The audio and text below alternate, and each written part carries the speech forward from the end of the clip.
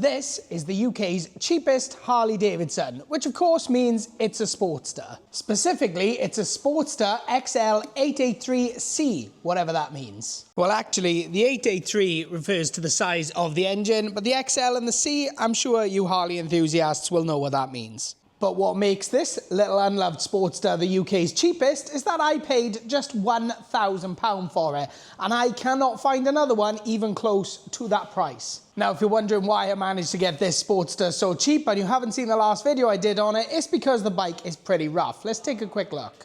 It's pretty dirty, it's a bit corroded, it's very corroded, it's missing a few pieces, the battery is totally dead.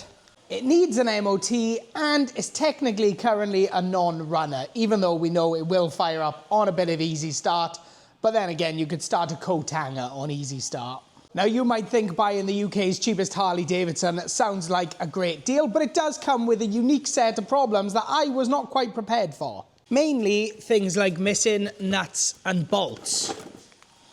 So with this being a Harley Davidson, it is an American bike, which means it is from America, which means they do not use metric size bolts. It is all imperial, which does make them not impossible to get, but not something you can just nip to B&Q or even your local fasteners. Might not have the exact size that you need. Now, a lot of them you can get from your local Harley Davidson dealership, or you can order them online, but if you're getting actual Harley Davidson branded ones, you're going to pay the Harley Davidson tax. And then, because all the nuts and bolts are imperial sizes, it also means you need imperial tools like Allen keys. Now, I knew there were imperial size sockets. I've always had a set, I never really used them, but I didn't know imperial Allen keys were a thing. But now I have a set too. Now, luckily, Allen keys are not an expensive tool, and it's always going to be handy to have a set in these sizes. It's just not something I was expecting. But anyway, despite all of those issues, I want to start putting this unloved little Sportster back on the road. So before I can go all in and start cleaning and painting bits and tidying it up, I need to make sure that it works. So, because I managed to source some nuts and bolts locally, we can now put the fuel pump in the tank and put the exhaust on and see if it actually runs. Now that we know from the last video, the bike does turn over and it will start with a bit of easy start, but that's not enough for me. I need to know that it runs and it will run on petrol. So, let's start with the tank. So the fuel pump, which is hanging down by here, needs to go inside the tank, and it has 5 screws there that need to be 7/8 of an inch with a seal washer on the end of them. Now, the screws that I actually have are the right thread. They do thread into the tank, but they are the wrong length. These are about 1.5 inches, because if I'd ordered the actual Harley Davidson ones, I couldn't get them for about 2 weeks. So I got these instead, which came, well, they were ready available, and now we need to cut them down. So these screws need to go down to 7/8 of an inch, which is there. So they need to come down to, not exactly the best. Now, if you're new to the channel, just assume I do technical things like this all the time. If you're not new to the channel, then welcome to the new and improved Sam. So I marked it with a bit of Sharpie where I need to cut it. Then we're going to put it in the vise, or we're going to put a nut on to make sure we get it nice and flush. Then we're going to put it in the vise, and hopefully it'll come out the right size.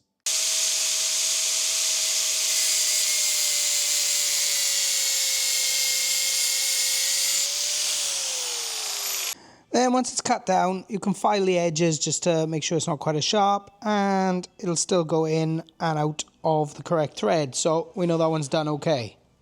I mean, this is not a how-to, so do not use this as a tutorial, because I just burnt myself on the nut because I used an angle grinder rather than a hacksaw, because I'm an idiot. You can see there, I got a little square burnt into my finger and my thumb.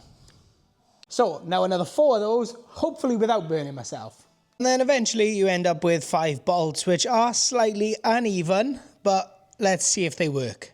Obviously that is not as accurate as just buying the right size ones, but rather than waiting 2 weeks, I'm giving it a go. It's not something I've ever done before, is cutting down screws or bolts or whatever, but we're giving it a go. I mean, obviously it is solely reliant on my measuring being accurate, which, clearly not, but hopefully they work.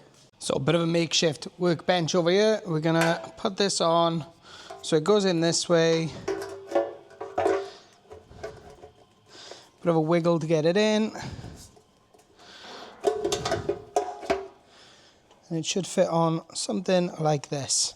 Obviously there is a gasket on the inside of this, and then the bolts should just screw in to the threads the other side, hold it all in place.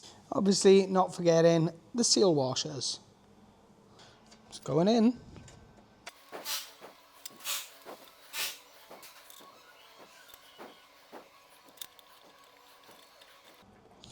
Let's get some Allen keys. So I am just tightening them down kind of evenly, because I don't want one to just pull or rip through the thread or whatever without the rest of them being in line. But they all seem to be going in despite my hap-handed cutting. Okay, those are all in. Now, I don't know if there's a torque spec or whatever that they're supposed to be to. I've just done them tight. I guess we'll see when we put some petrol in it if it leaks or not, but I'm just amazed that I managed to cut them down and they fit and they seem to work. I think that might be a first for me. I got a little bit technical and it kind of worked, or I guess we will find out later. But for now, I'm calling it. Now I know all that's gonna have to come back off at a later date, and I probably will order the correct screws for it. But for now, obviously the purpose of this is just to get it together and see if the fuel pump is working properly, you know, and if we can get it to run on fuel, because at some point the tank's gonna have to be painted, so I'm gonna have to strip it all. So next up, before we put the tank back on and some fuel and see if she runs, we need the exhaust, because right now there is no exhaust on it, and running it with no exhaust is not the best idea. I'm not entirely sure what the exact effect of running with no exhaust is other than me going deaf. I'm sure someone can tell me in the comments why you shouldn't run it with no exhaust on it, but for now, we're gonna have to sort something out. The exhaust is in three pieces. You've got the balance pipe back there, which is also the mounting bracket. Then you've got obviously the headers and the mufflers. Well, yeah, mufflers, because it's American. So they will also have a port on the back of them, which sits on there. And then that bit does something. Well, first bit is this. It needs to sit there. So I think I'm going to have to take off this part of the brake mechanism so that I can slot that in behind it. That is pretty tight. Oh, lucky that didn't snap. Now I managed to source the right size bolts, which they had in stock at Swansea Fasteners. Top guys in there really sorted me out. So these screw in there and in these bottom ones. But I think they might be 1/4 of an inch too long, so we may need to cut these down as well. So that is where it will be located. And as you can see, that is, yeah, it's about 1/4 of an inch too long, as I expected when I bought it. So we're gonna have to cut a little bit off the end of that delicately, because I've only got 3 of them, and 3 is what I need. I cannot mess this up because it is a Saturday and Swansea Fixings is closed today. So, slightly different approach with these ones, because somebody showed me a better way of doing it, one of the lads who works in the workshop opposite. You mask it off so that you've got your line to follow, and then hacksaw it using the bits you're cutting off in the vise so you don't damage any of the other threads. Seems like sound advice. Let's give it a go.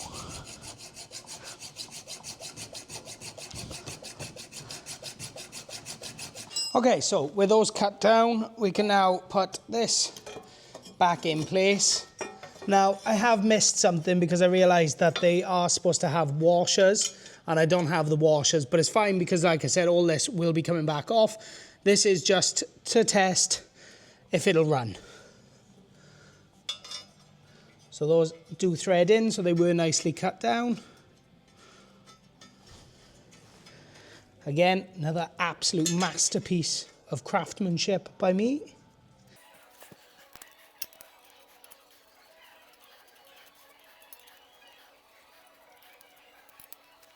Okay, now for the exhaust. So obviously, again, these will come off and I will be cleaning these up probably later in this video. So these are going to be sort of put in place. Obviously, I need new gaskets and things for them that I haven't got yet. But this is just a test. So, get the exhaust in place, get the flange on the studs, and then the exhaust should line up with the balance pipe quite nicely, which it does. Nice. Same for the front. So again, get the flange in place. Bit tricky this one, because you've got the frame and everything to work around. So if you line up the balance pipe piece, this kind of gets a bit easier. Sweet. Let's put some studs on so they don't fall off. So studs or nuts just go on the stud. We're just gonna put them on just to stop the exhaust falling off and just to hold it a little bit tighter so that we get less blow in. Obviously it is gonna blow. Like I said, I do not have new gaskets for it yet, but all of this is coming back off after this test is done. And obviously on the front one, I told you in the last video, there is a snapped exhaust stud. So we are down to one stud, so it is definitely gonna blow a bit from the front. I haven't actually managed to get my mate to come round and take that stud out yet, because obviously I tried to do it and it didn't work. So he's gonna come round and do it probably on Tuesday next week. Okay, the exhaust is on, and that is actually the first time the exhaust has been on it. It's starting to look more like a bike, even though all of that will have to come back off to be cleaned and certain bits painted. So, time for the tank. So, click the tank back where it's gonna go.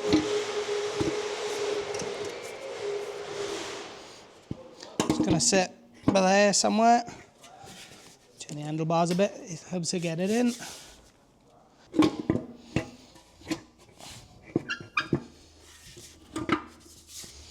By there somewhere. Right, it's pretty much in place. Then there's the fuel injector line, which is kinked, which is a bit worrying. I'm not sure the correct routing for that. Hopefully there's no issue there. Yeah, I needed 2 hands for that. You've got to pull this up and push that in. Then there's just the actual plug for the power. Again, not sure the routing of that. Probably across the top somewhere. Okay, so exhaust on, tank is all plugged back in. We are very close to turning it over and seeing if we get some bang bangs out of this. But first of all, I need to see if that tank leaks. So let's put some fuel in it. Fingers crossed it doesn't leak. Okay, so fuel tank off. I have checked inside the fuel tank, by the way, and it does look quite good. It's not all rusty, so no need to worry there. We'll start off with just a little bit of fuel, just in case it absolutely pours out.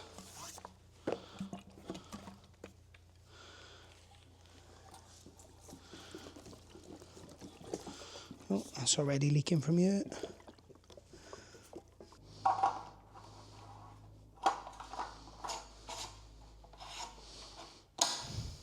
Okay, so I'm giving it a few minutes. I did dry up any of the fuel that I spilt, and nothing seems to be leaking. I don't know if I put enough in for it to leak, maybe half a gallon, but nothing seems to be leaking so far. So let's give it a go. Okay, this is it. Moment of truth time. The jump pack's on because obviously the battery is still absolutely knackered, but we have ignition. Will she run?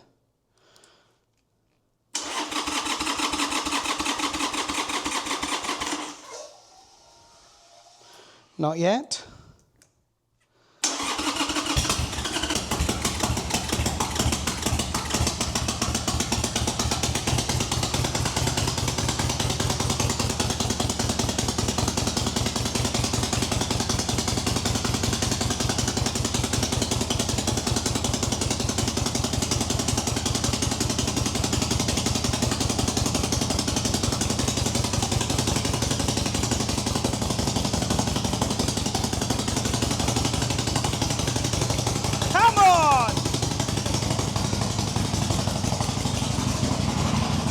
What a result. It actually runs. So the fuel pump definitely works. It was pumping fuel. It was running.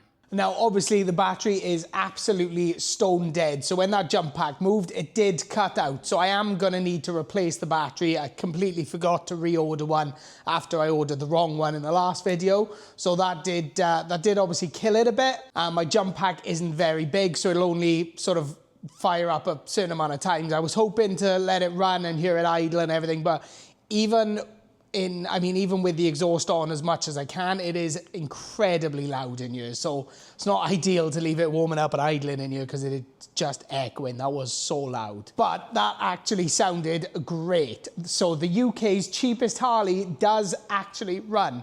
And I've spent nothing more than the price of some bolts. I think I paid, I don't know, like 10 quid all in for the bolts, the nuts, and the ones that I actually bought for doing the fuel pump and the exhaust. So now I can actually confidently start fixing things because I know that the engine is gonna run. And of course I can start the extremely long process of cleaning up everything on the bike. But before I start doing any of that in this video, I need to take a minute to celebrate a massive milestone for this channel. Because earlier this week, I hit 10,000 subscribers, and I want to thank each and every single one of you for your support of this channel. When I started this channel about 18 months ago, I didn't imagine I would be at this point in such a short space of time.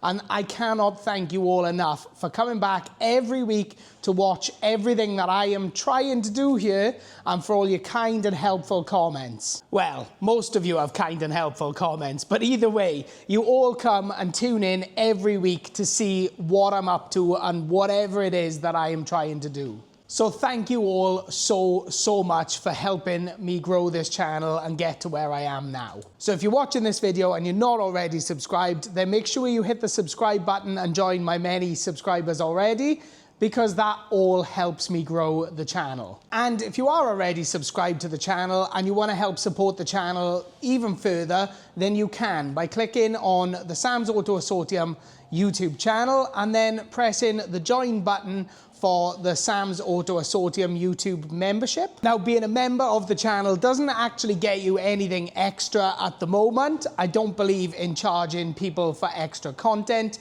This is not OnlyFans, unless you want it to be. I don't mind flashing a bit of extra skin for a bit of extra coin, you know? But all jokes aside, it does actually help me being able to fund the channel and fund the projects and everything that goes on the channel. Because currently everything I earn from YouTube goes back into the channel, back into the projects, and mostly just paying the rent on the unit. This is not me begging anyone to join. Please do not take this as some sort of charity appeal to feed the starving motorcycles. It's just me letting you know that you can support the channel further if you want to. But if you don't want to, then that is absolutely fine, because just keep liking, commenting, subscribing, and watching the videos, because that is all a massive help to growing this channel. So once again, thank you all for your support so far in getting the channel where it is now, and thank you so much for your support in the future. Now back to fixing the Harley. So now that we know it runs, I've got to undo all the work that I just did. So back to taking off the exhaust and the balance pipe so I can clean them up. So we'll start at the exhaust studs, undo those so that we can take the pipes off.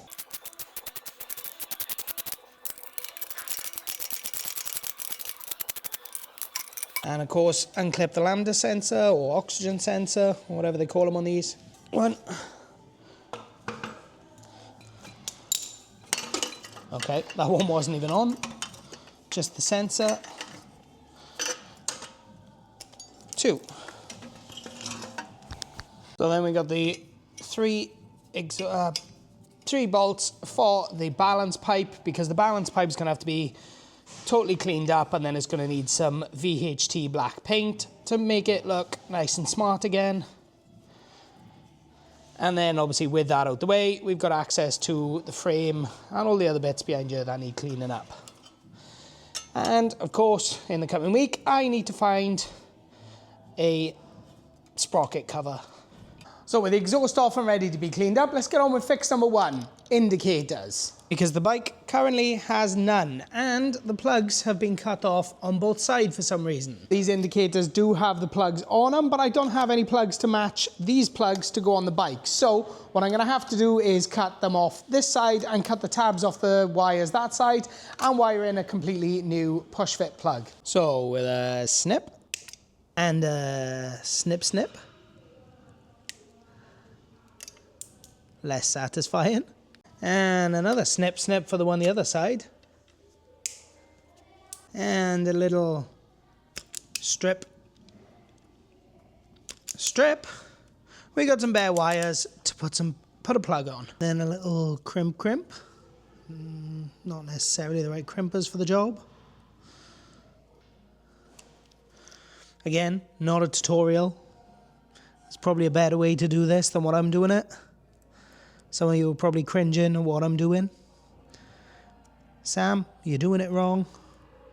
If it works, it works. Okay, maybe not.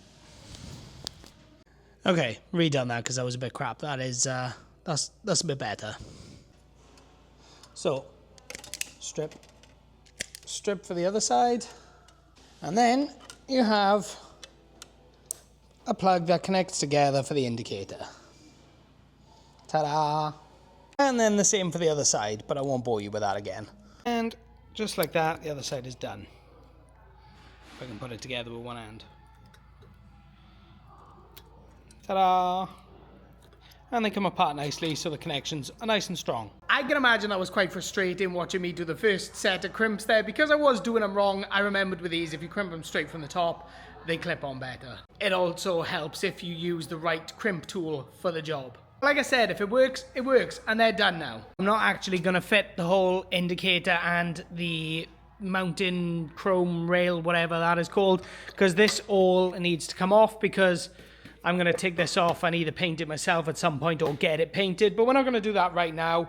I might clean those up a little bit later on. Next is something that needs cleaning up really, really badly, and that's the chain guard. I've already taken it off. The paint is literally peeling off it. How it even gets that bad, I do not know.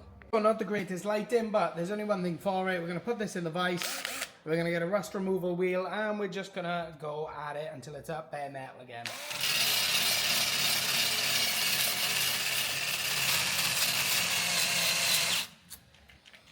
Oh, it needs a new battery. Or not, both my drill batteries are flat, so flap disc.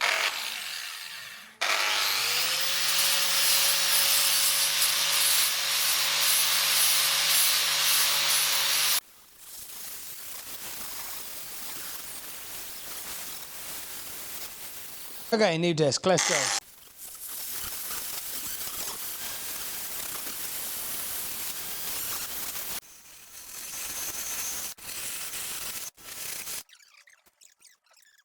Okay, that took absolutely ages, but that is now all bare metal. The outside is obviously cleaned up a lot better than the inside, but I'm pretty sure I can actually stick an etch primer on there now, and it should stick pretty well, because that's as close to bare metal as I'm getting it. But with the primer warmed up, let's throw on a couple of coats.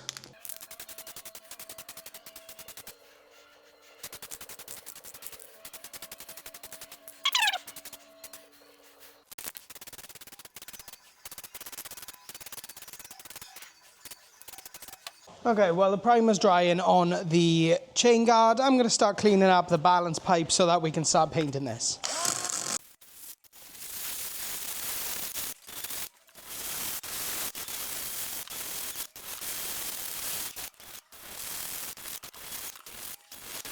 Okay, so we've got the balance pipe pretty much prepped. We're going to hit this with very high temp black because it is obviously part of the exhaust. Apparently you don't primer these, you just spray. So